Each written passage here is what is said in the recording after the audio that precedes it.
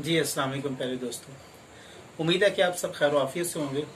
आज का हमारा जो टॉपिक है वो इस्लामाबाद में बनने वाला मंदिर और उसके ऊपर चंद हकायक जो मैं आपके सामने रखना चाहूँगा। मैं सबसे पहले अपनी जो आवाम है उनसे मैं दरख्वास्त करता हूँ, अपने देखने वालों से भी और जो उनके जानने वाले उनसे भी, कि जब भी कम से कम कोई ऐसी बात हो जिसका दीन से ताल्लुक़ हो, उसमें थोड़े से जज्बात को अपने कंट्रोल में रख के फिर बात करनी चाहिए। क्योंकि दीन इस्लाम के अंदर जज्बात की कोई कदर नहीं है, कोई अहमियत नहीं है। दीन वाज़े है जो है।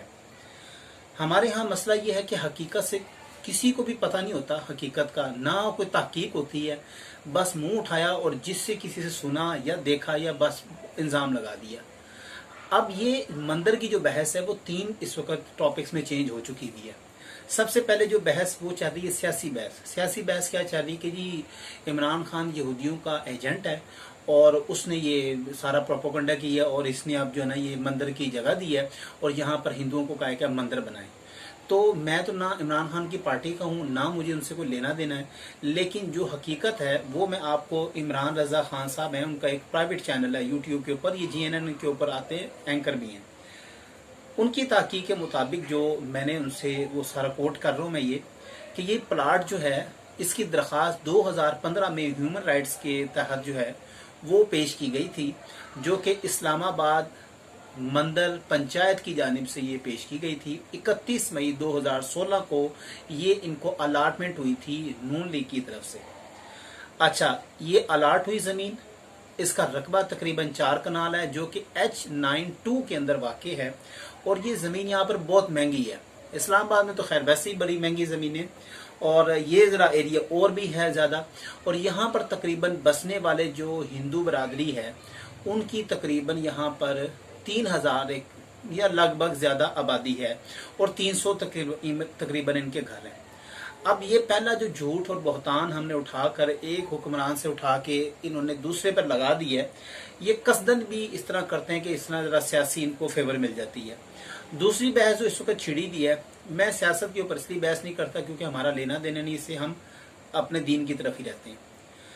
दूसरी बहस जो इसमें छिड़ी है वो कुछ एक तबका वो ये कहता है कि जी इस्लामी रियासत में मंदिर बनने से दीन गैर महफूज हो जाता है और मुशरिकाना सोच को, बुत परस्ती को फ़रोग हासिल होता है। तो मेरा सवाल उनसे ये एक बड़ा सादा सा सवाल है, आप इसको मासूमाना भी कह सकते हैं, कि मुसलमान का दिल तोड़ना, मुसलमान को धोखा देना, मुसलमान खुद अपनी चीज़ों में मिलावट करके बुरी चीज़ को अच्छा बना के पेश करता है, क्या ये दीन में जायज़ है? इस तरह दीन आपका महफूज है?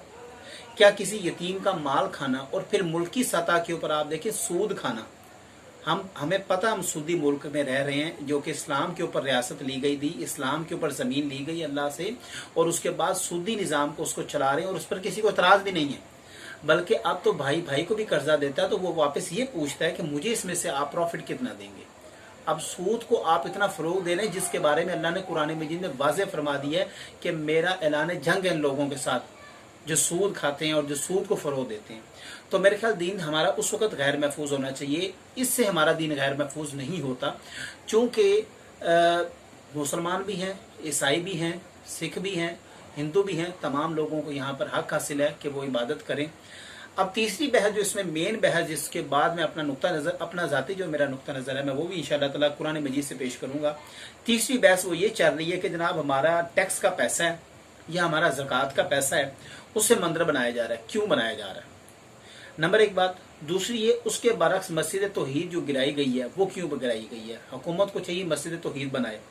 तो मेरा उनसे भाई एक बड़ा आजाना सा सवाल है, उलमाए कराम देख रहे होंगे ये वीडियो, कि आप पहले मुझे ये बताएं कि कौन सी आपकी किताब में ये रवायत है या हदीस है कि रियासत मदीना हो, या रियासत मदीना की भी बात कर लें अगर आप, हजूर अलैहिस्सलाम के दौर से आपके बाद कितने खुलाफा हैं, तमाम किसी एक के दौर में आप दिखा दें, बल्कि आप अपने फतावा में दिखा दें कि क्या ज़कात के पैसे से मस्जिद बनाई जा सकती है कि नहीं बनाई जा सकती? भाई नहीं बनाई जा सकती। जब ज़कात के पैसे से मस्जिद नहीं बनाई जा सकती तो मंदिर क्यों बनेगा? अब रहे सवाल कीजिए हमारे टैक्स का पैसा, तो टैक्स याद रखें कि आपके मुल्क के अंदर रहते हुए हिंदू भी टैक्स पे कर रहा है। तो जहां पर मुसलमानों का टैक्स जाता है वहां पर हिंदू बिरादरी का भी टैक्स जाता है, वहां पर ईसाई बिरादरी का भी टैक्स जाता है, वहां पर सिख बिरादरी का भी जाता है, वहां पर पारसियों का भी, हर एक शख्स का टैक्स जाता है। तो उस टैक्स में से तो वो हक रखता है कि मेरे टैक्स के पैसा मैं आपको पाकिस्तान को पे करता हूँ, तो मैं पाकिस्तान से मुतालबा करता हूँ कि वो मुझे यहाँ पर मंदिर बना के दे। अच्छा, अब रह गई ये मस्जिद तौहीद क्यों गिराई गई? तो मेरा भाई मस्जिद तौहीद बजाते खुद गैर कानूनी जगह के ऊपर आपने बनाई हुई है कि जो जगह अलाट ही नहीं हुई आपको मस्जिद के लिए, आप वहां पर धक्के से मस्जिद बना लें और बाद में जब उसको शहीद किया जाए तो आप वहां पर मजहब को ला के और उस तरह सियासत करें कि नहीं जनाब मस्जिद गिरा दी, मंदिर बना दिया। खुदा का खौफ करें। एक तो आप गैर कानूनी जगह के ऊपर, वहां पर तो मस्जिद उसको तो आप मस्जिद कह ही नहीं सकते। और आप मस्जिद ज़िरार का आपको वाक़या कुरान मजीद से मिल जाएगा, अगर आप पढ़ें तो फिर आपको समझ आएगी कि ये मस्जिद जो बनाई गई वो दर हकीकत किस लिए है। अब आ जाता है हतमी तौर पर मेरा नुक्ता नज़र इसके मामले में क्या है। तो मैं इस चीज़ में जब भी बात करता हूँ इस्लाम से मुतल्लिक या जिसमें सियासी पहलू या जिसमें कोई मजहबी पहलू हो, मेरी कोशिश ये होती है मैं गौर फिक्र करके तदब्बुर करके उसके बाद जो एक न्यूट्रल बात होती है वो बयान करूँ। मैं ना तो इसमें तशद्दुद इख्तियार करता हूँ कि मैं शिद्दत इख्तियार करके तो हाथ से बढ़ जाता हूँ, ना ही मैं बिल्कुल बात को गिराता हूँ।